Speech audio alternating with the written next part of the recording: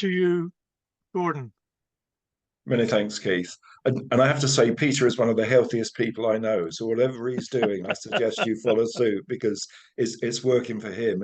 It was a wonderful trip to Bali, and it inspired, in fact, quite a bit of what I'm going to talk to you about today. Because um, I had the opportunity to talk to Peter and Dave West at Tai Chi Bali, and really that gave me a lot of energy to put together what I want to talk about because I haven't got any background at all in traditional Chinese medicine. I need to make that clear from the outset.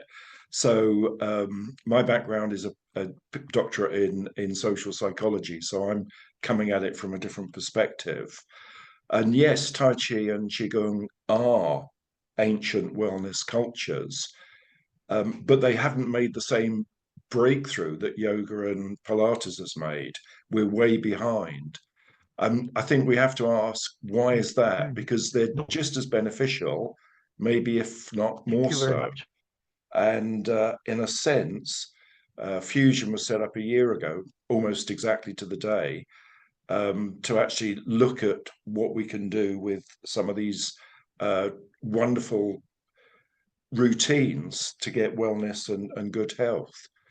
And Fusion was set up with a few basic principles. It basically says that both Tai Chi and Qigong are wonderful aids to well-being, but in fact, they're better together than apart, although there's a tendency to treat them as separate. And I'm going to be arguing that, in fact, they're two sides of the same coin. Another belief is that actually they're difficult to learn. It's not something that comes naturally to students, and students need to spend a lot of time, 1 to 3 years typically, getting the foundations right. And they're difficult to learn, but good to practice. And that's an issue that I think we need to address. And another belief system I have is it's better to do a few things well than many things less well. So that gives you a little insight into what I'll be talking about. As I say, it was set up a year ago. The website went live today, and the YouTube social channel went live today as well. So I got up early, as Peter suggested, and I'm going to share my screen. So with a bit of luck, if this works, except I can't,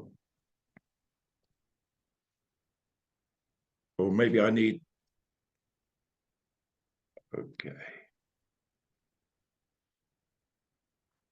So this is a short PowerPoint presentation that will be on the website, and you can have a look at it. So as I say, Fusion's been going on 12 months and 1 week. And I'm going to start with the conclusions because I think you don't want to wait to the end to hear what I've got to deduce from all of this. So here's the conclusions at the outset. In some ways, Tai Chi and Qigong have stopped evolving. They haven't evolved at all in the last 50 years. We're still doing exactly the same things we did 50 years ago. And so maybe we need to ask the question, what do we need to do to improve things? Certainly, very few people now, in my experience, practice daily. Most of it is weekly. So we're going to have slower progress than we would do otherwise. And in some senses, when I look at competitive Qigong and Tai Chi, in a sense, it's diverted the search away from peace to perfection, which I think is a pity, because I think far more people are looking for peace and not perfection. So no one discipline by itself delivers full benefits. The two presentations we've just heard show enormous depth and opportunity. And certainly for Tai Chi and Qigong, I think they're better together. Because at the end of the day, as a psychologist, we only have one mind and one body. And as the doctor said, most of us, 90% is water. So we're going to be influenced by the celestial objects. we're going to be influenced by the Earth spinning. We might not be very aware of it, but if we're 90% water, we're going to be as influenced as the sea tides are. So what I'm suggesting is we need a holistic approach, which echoes the first presentation we heard. And I'm going to suggest that there's an awful lot of really good stuff in the classical thinking on Tai Chi in particular, but it's been limited to 1 or 2 dimensional thinking. And with a background in Infocube and 3D interfaces, I think a simple 3D framework can evolve the classics. And certainly what used to be that you got the qualities of Tai Chi after 10 years or 20 years of practice, daily practice, I think can now be taught in a matter of months with the right approach to teaching. So here's just an overview of why I think fusion is different. This is something from my own teaching experience. There's a huge range of activities out there. We haven't included on this slide the yoga, the Pilates, all the other things that are available. This is just from the Tai Chi and Qigong world. And the blue arrows indicate what I do in my teaching. But there are other things as well. I don't do Shibashi, I don't do Bagua, I don't do much Yamzhong, but they're all disciplines that all have a quality with them. And when you teach students over a long period of time in detail these specific opportunities, resources, then after a while, I think that something special happens in terms of the tranquility, the peace, the well-being, mental and physical, and that is more than the sum of the parts. So by having a separation of Qigong and Tai Chi, we're actually making life difficult for our students. If we can overcome the historic fractions that have split these things apart and take a more inclusive approach to doing a structured routine along these lines, I think the benefits are not only faster and greater once people put the investment in. So doing some mind-body centering is really important, doing things to move things forward.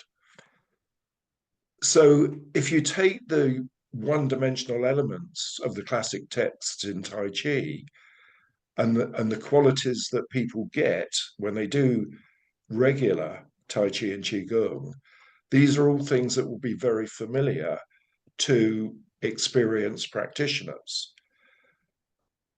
But they're one-dimensional, and we can certainly make them two-dimensional if we wanted to.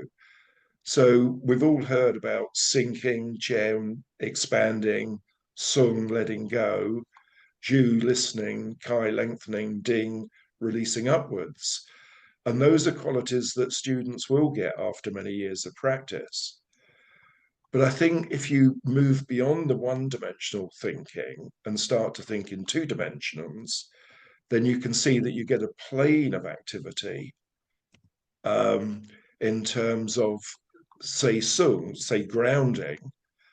We heard about the central axis, the spiraling aspect. If you take the assumption that we're all moving all of the time, then it's not surprising the energy is spiraling. The natural state is our bodies are full of energy and moving. And so it's using that as the foundation. Breathing, incredibly important in all the exercises that certainly I teach. And there are some things we can do to improve that. So by thinking of planes of activity, I think it will move the conversation forward. By thinking of planes of grounding, are you grounding more? Are you grounding less? Are you breathing more deeply? Are you breathing differently? Are you coordinating the breathing and the movement? So by moving beyond the one-dimensional thinking to two-dimensional thinking, and Peter and I had a lovely session in a restaurant near him talking this through. And it was a great brainstorm, and I think we helped each other, because basically you can see these planes of activity lengthening, and Kai and Song are not polarity opposites. They're part of a dimension to do with letting go and lengthening. I'm not sure these are all in the right order, but these are just suggestions. This is a suggestion at this stage, and maybe it's a conjecture that has to be refuted, but this is something that we need to look at. So by thinking of planes of activity, by sinking and releasing, by expanding and listening, by lengthening and letting go, and grounding and breathing, we can bring those together in a much more holistic manner into a three-dimensional object. I mean, we're one person, we're integrated, we're holistic. So why don't we adopt our practice to reflect a holistic approach to Tai Chi and Qigong? So my background was very much in Yang family Tai Chi and classic Dao Yin Yang Shen Gong. Last 2 or 3 years, fascia flossing has become quite a topic. And last year, it seemed to me that one body, one mind, one continuum of all of these wellness activities gives you a fusion. And so the Tai Chi and the Qigong, which until now we've seen as separate, really should become fused, because they're better together, holistic and integrated. And it gives the classics a twist to say, well, we're not isolated. All of this comes together when you practice well. And it seems to me that from my experience after 15 years of teaching, students can get this really quickly and get the health benefits really quickly, and they can advance through. So you'll see resources on the website that argue this activity. And that, Peter, sorry, Gordon. Yeah. Gordon, just a couple of minutes, if you wouldn't mind, please. Okay. Yep. No fantastic. Okay, well, I've just finished. So basically, what I'm arguing is that the energies that we've been hearing about, these wonderful energies that we've been hearing about, if you can train people in specific, detailed ways over an extended period, they're going to get health benefits from doing the practice. And that has to be something that maybe deserves a lot more attention. But that, in a nutshell, is let's bring these things together and let's not separate them. Wonderful. Wonderful.